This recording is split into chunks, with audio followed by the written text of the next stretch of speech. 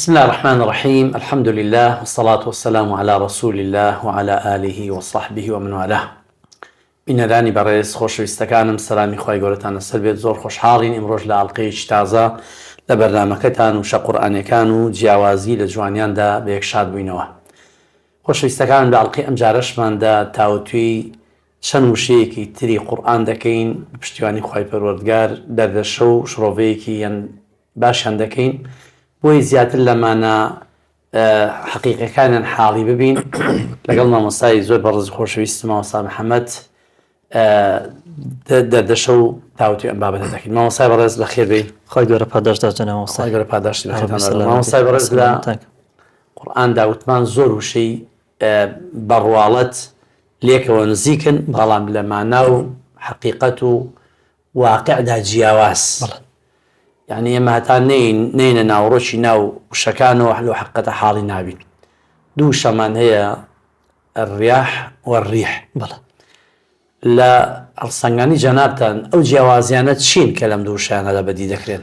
خۆی گەورە پاداشدا جەناب مامۆستا. الحمد لله والصلاة والسلام على رسول الله وعلى آله وصحبه ومن والاه. بإجازة جناب مامۆستا وەرز، ریح و ریاح مامۆستا هەردووکیان بە معنای بادێ، بەڵام لە دەستەواژی قورئاندا ریح بۆ سزا و عەزاب بەکارهێنراوە، بەڵام ریاح بۆ بشرا و مژدە و خۆشی و ڕەحمەت بەکارهێنراوە. و ریح لەبەرەوەی بۆ عەزابە زیاتر لە یەک جێگاوە دێت و خێرایی لەگەڵا، چونکە بە زۆری بۆ لەناوبردن هاتووە، بۆ سزا هاتووە. بەڵام ریاح زیاتر بە پەرش و بڵاوی هاتوو لە چەند ئاڕاستەیەکەوە بۆ ئەوەی کە نەبێتە سزا و عەزاب، بە پەرش و بڵاوی هاتووە. و قورئان لە هەردوو باس و خواسەکەی هێنا بۆن منە لە باسی ریحدا دەفەرمێ مثل ما ينفقون في هذه الحياة الدنيا كمثل ريح فيها صر أصابت حرث قوم ظلموا أنفسهم فأهلكتهم. ياخذ دفرمي وأما عاد فأهلكوا بريح، دفرمي ريح بريح صرصر عاتية. يعني دفرمي مثل الذين كفروا بربهم أعمالهم كرماد اشتدت به الريح في يوم عاصف. بەڵام لە باسی ریاحدا بزیاتر بە باسی مژدە و خۆشی و فەڕەحنایی و ئەوانە هێناوێتی. وهو الذي يرسل الرياح بشرا بين يدي رحمته وأرسلنا الرياح لواقح. دفرمي وتصريف الرياح باس خواسی هەور و باران و نیعمەت و ئەوانە لە باسی ڕێحەوە هاتووە. بۆیە ڕێح زیاتر بۆ سزایە، ریاح بۆ ڕەحمەتە، و لەبەرەوەی سزاشە ریاحە کە زیاتر بێک ئاڕاستە دێت و بە تیژی و بە خێرای دێ، بەڵام ریاح لە چەند ئاڕاستەیەکی جیاوە دێ وەکو بڵێ ڕەحمەتێکی خوایەکە دابش دەبێ بەسەر هەمادا. پاداشتاتەوە بە تاکید ریح و ریاح ئەمە دوو جوندی خوان. بەڵێ خوای گەورە هەر یەکێکیان لە مەقامێکە بەکاردێنێت، جا بۆ تەئدیبدان و عەزابدانی قەومانێک یان بۆ تەشجیعکردن و پاداشدانەوەی خەڵکێک. جوانە. هەر بایە ئەگەر ئەو میلەتە ئەو خەڵکە شتی باشیان ئەنجامدا چاکیان کرد بۆیان دەکا بە ریاح. ئەو بایوکو جەناب باس کرد لە هەموو لە ڕادێ و شنە بایەکی خۆش و جاء تەلقیحە بۆ موتوربەکردنە. وەرسەلنا الرياح لواقح، تەلقیحی هەورەکان دەکا لە ئاسمانە کە یەکێک لە ئیشەکانن ئەوەیە بەهۆی باوە بەیشان دەگەێنێ، یان بەهۆی باوە گوڵ و گوڵزارەکان تێکەڵاو دەکا و جۆرێتی ڕۆک و دانەوێڵ ئەمانە دروست دەبێ. بەڵام لە مقابلە هەر کاتێک ئەو میلەتە ئەو خەڵکە خەراب بوو، هەر هەمان با لێی دەکاتە مای خەزەب. کۆی دەکاتەوە لێک ئاڕاستەیە لێک شوازە هەمووی تەوجی دەکا و دەیکاتە عاسیفە، دەیکاتە سزا. ئێستا لە حەدیثێکا پێغەمبەری خوا سەڵڵەهو عەلەیهی وسەلەم دەفەرمێ وما عام بأمطر من عام ولكن الله يصرف. هیچ ساڵە لە ساڵە باران زیاتر نابارێ، بەڵام خوای گەورە شوێن گۆڕچەی پێ دەکا، یعنی باران بە یەکسانی دەبارێ.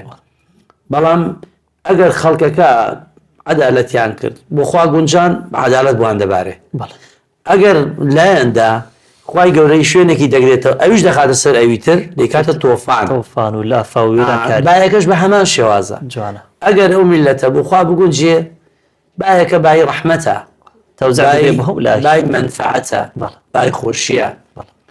كاتك باي هل ذكر بيغمبري خو عليه الصلاة والسلام الله عليه اللهم وسلم. اجعلها رياحا ولا تجعلها ريحا خوابي كي برياح نيكي بريح ريح ريح عقيم بلى يعني ريح صرصر عاتية يعني بايكي وشكي تندي بقرس بلام لهما كاتجا ريح هاتوا بو خير وسخرنا لسليمان الريحة بلى يعني بوشي ام بايكي وش بقوت بوا يعني بو دلالة بوكو بلغيك بدستي او كشتيكي بقوتي بيها يعني بدلالة قوتي او داك ديسان بوي معي خير بوا تمرد جنية هادشي الريح بيت الا بخرابة بيت بلام دلال هدو باشي داد جوريك عامترة ريح عامترة للرياح جوانا فلما رأوه عارضا مستقبل أوديتهم قالوا هذا عارض ممطرنا بل هو ما استعجلتم به ريح فيها عذاب أليم جا لو بكاتك بيغمبري خواه صلى الله عليه وسلم وكي بن عباس دفرمك هوريك هاد بايا اما خوش حال دابوين بلان بيغمبري خواه دا ترسا دابوي بيغمبري خواه صلى الله عليه وسلم خو باران خير ورحمته فرمي قوماني بيشخوشتان آوان قلتو بلان جاري وبا عذابي تداهبوا موسى باسك لا باكي بيغمبر سليمان كر سلام خواه لسر بخوي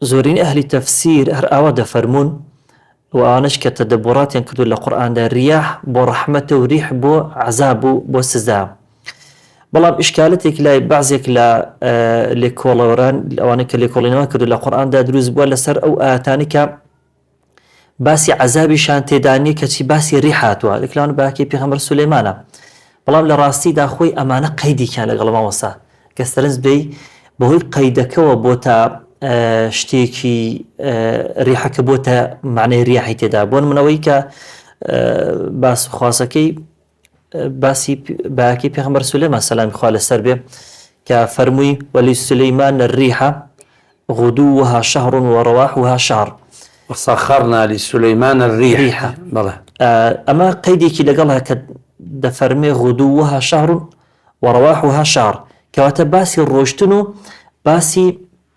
هاتنەوەکەیت کە بەیانێ مانگەڕێک بردوێتی و ئێوارانش مانگەڕێک دەکات سەر قووەتی باەکە ینی باەکەی یعنی بەهێز بووە بۆیە ڕێح بووە اینجا فسخرنا له الريح تجري بأمره رخاء حيث أصاب رخاء برخاء تاب النرمي تدابوا وانا بحلشو بخيرا خيراي بربيتي وكشون دال جاني كود بتماترسي وانا ام قيده واي كردوك ام ريحه معنى الريحه كان تريتانا بهم بو يذكر بلا مشكلتني لما سر ام ياساك بلين رياح رب رحمته وريح بو عذاب الا ما الريح قيديك لقبكم قيديان دفرمي وجرينا بهم بريح طيبة وفرحوا بها بريح طيبة وفرحوا بها بيخوش حالبون باكي باجوا يلا باسي بيغمبر يعقوب عليه السلام دفرمي ولما فصلت العير قال أبوهم إني لأجد ريح يوسف نافرمي رياح يوسف دفرمي ريح يوسف باش بوني بيغمبر يوسف أرخو يوسف قيدكيك أمر ريح بو عذاب نبوا وأتكيد واترش كدفرمي فلما جاء البشير كواتا مجدي تدابوا وصا كواتا بلى الرياح بو رحمته ريح بو عذابه بلى بوختي اوي معناكي الرياح جوريك فرحاني خوشي رحمة بركتي تيدايا و بلام ريحك فراوانترا زوزار بو عذابي شاتوا وبو خوشي وخيري شاتوا باكومل قيدوا بابەتی کترمان ئێمە سایبەڕێز پێمان خۆشە قسەیشی لەسەر بکەین دەتبینی جیاوازی نێوان دوو شێخ قورئانیان لە زۆر بەشەکانی قورئانە ئەم وشانە دەرک پێ دەکرێت جیاوازی نێوان یەسئەلوونەکە و یەستەفتوونەکە ئەمە پێمان خۆش هەردووشیان مانای ئەوە دەگەێنن پرسیارە لێ دەکەن داوای ڕوونکردنەوەی بابەتێک لێ دەکەن بەڵام لە چیدا بوو ئەم بە یەستەفتوونەکە هاتۆ بۆ ئەم بە یەسئەلوونەکە هاتۆ جوانا باسا يسألونك ويستفتونك هردو كان برسيار كديني برسيار كر لشتك نيزانه بلام يسألونك دكري برسياري كي دنياي بي ياخد برسياري كي دوار روجي بي بلام يستفتونك تنها برسياري كي ديني كربته بدوار رجوا واتە پەیوەندی بە دینەوە ئەگەر لەگەڵ دنیاشدا بێ ئیلا قەیدێکی هەر دەیباتەوە سەر قیامەت. بەڵام یەسألونەکە دەکرێت باسی شتێکی دنیای هیچ ڕەبتی بە دین و بە دوا ڕۆژەوە نەبێ. و یەسألونەکە دەکرێت پرسیارەکە لە هەر بوارێک لە بوارە جیاوازەکاندا بێ. پرسیارکردن لەسەر شتێکە نازانرێ وەڵامەکەی نازانێت پرسیارکەرەکە. بەڵام یەستەفتونەکە داوای حکمێکی شەرعی دەکات و لە ڕوویەکی ترەوە یەسألونەکە زیاتر مامۆستا شتەکە زۆر ئاڵۆز و قورس نییە. بەڵام یەستەفتونەکە شتەکە قورسە ئەهلی خۆی دەبێ قسەی تێدا بکات و فتوای لەسەر بدرێت. بۆیە فتواکە يعني قورسترە و لە يسألونەکەی. يسألونك عن الشهر الحرام قتال فيه، يسألونك عن المحيط، يسألونك عن الخمر والميسر، يسألونك عن اليتامى، يسألونك عن الساعة أيان مرساها، عن الأهلة، يسألونك عن الأهلة، يسألونك عن الروح، يسألونك عن ذي القرنين. هم أوانا شتانك بون ك زۆر ئاڵۆز نەبوون وەڵامەکانێ. بەڵام لە باسی یەستەفتونەکە کە دووجار لە قورئاندا بەو لەفزە هاتووە، یەستەفتونەکە فی النساء دەفەرمێ یاخود دەفەرمێ یەستەفتونەکە قل الله یفتیکم فی الکەلالە. بۆیە فتوا شتێکی قورس و ئاهلی خۆی دەبێ وەڵامی بداتەوە. بەڵام سوئالەکە ئاسا دەکرێت کەسەکە زۆر ئەهلیەتی فتوا شتانە بێت دەتوانێت وەڵامی بداتەوە. وەکو بە کورتی و پوختی یەسألونەکە پرسیارکردن لە شتێکی مەجهول کە غەیر معروفین لەدەیهی ئەو شتە لە لای زانراونیە شارەزانێ تێیدا پرسیاری لێ دەکات.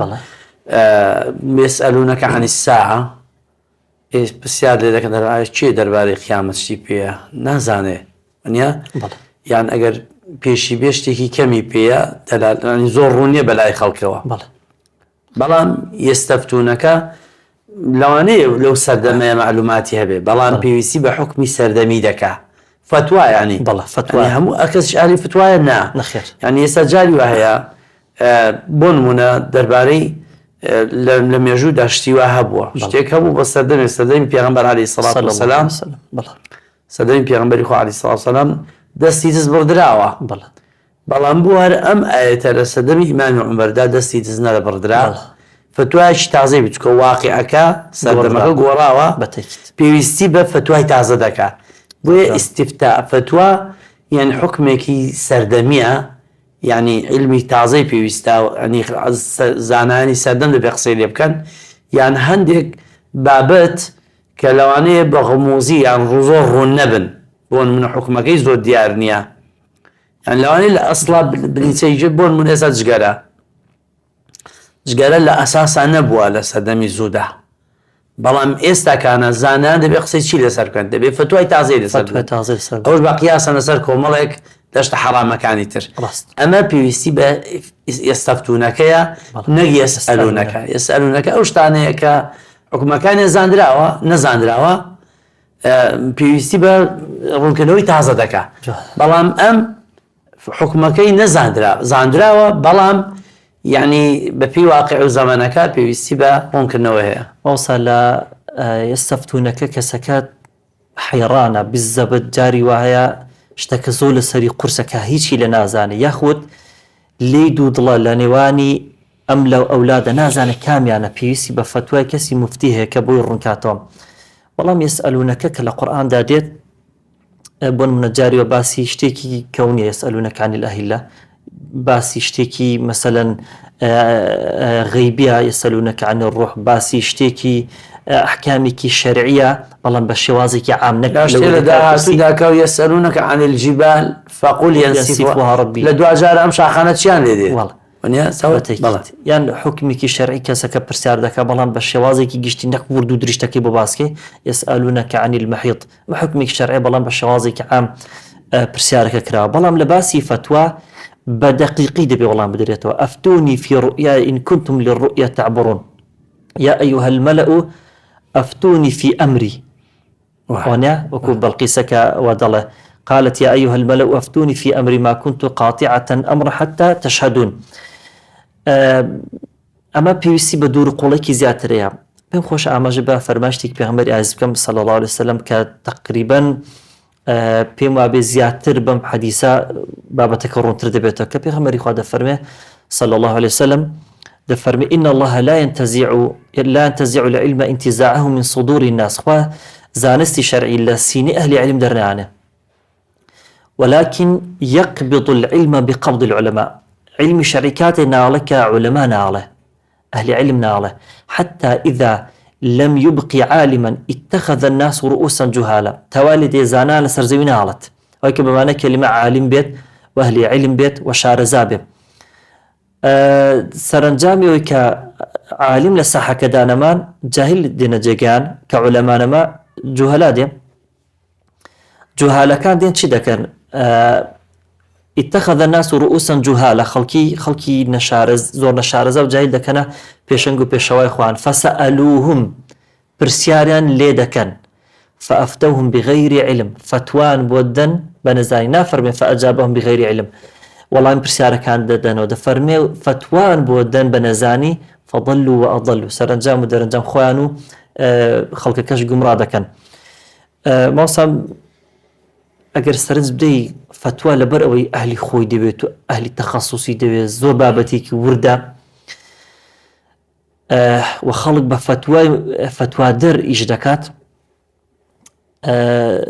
اشتكي سياقي كي قرآني هيك باس يسألونك كزياتر لشتي دنياي دوار روج دقريتو شتي دقريتو يعني بابلين يعني شتي كم باغ دقريتو شتي زور باغ دقريتو بلام زياتر كلبابي فتوى دانا بيه موسى سيزدجا لقرآن يسألونك هاتوا دو جارش يسألك هاتوا اما بازدجار بلان بابتي يستفتونك دو جار هاتوا اوزم دو جاركش مشتقاتي هاتوا يعني بوشي بازدجار بدو سجار بوي كبزاني كما دكري زور كس والله برسيارام داتو كبرسياري سادة بن ياخد برسياري بخلقي كبه ليبزاني اما فتوى كخلق بقصي تو جاني بري وبري كتو شتك دقيق اللي ضلني نبي يعني اشتكى قرون بيت آسايا نقلي فتوى دكي نقلي علم دكي كاكا نقلي جوابك دكي اما اشتي والله مي سؤالك اما فتواك بديت انا اهلي خوي اهلي تخصصي هيا لسر بابتي وباداش ناتو مام سبرز فراستي بابتك زور زياتر هالدقري بابتك زور بتشجع بەڵام لەبەرەوەی کە کات دەرفەتمان نادات لەوانەیە مەجالمان نمێنێ تا ئێستان بیئونەکەشمان هەیە بەڵام کات نەما ئەو ئینشاڵڵا لە وانەکانی داهاتوو بە پێی توانە ئینشاڵڵا قسان لەسەر دەکەین خوای گەورە پاداشتی بەخێتان داتەوە خۆشەویستەکانم بینەرانی بەڕێز تا ئەڵقەیەکی داهاتوو بەخوای گەورەتان دەسپێرین وەسەلام عەلەیکوم وەڕەحمەتوڵڵاهی وبەرەکاتوه.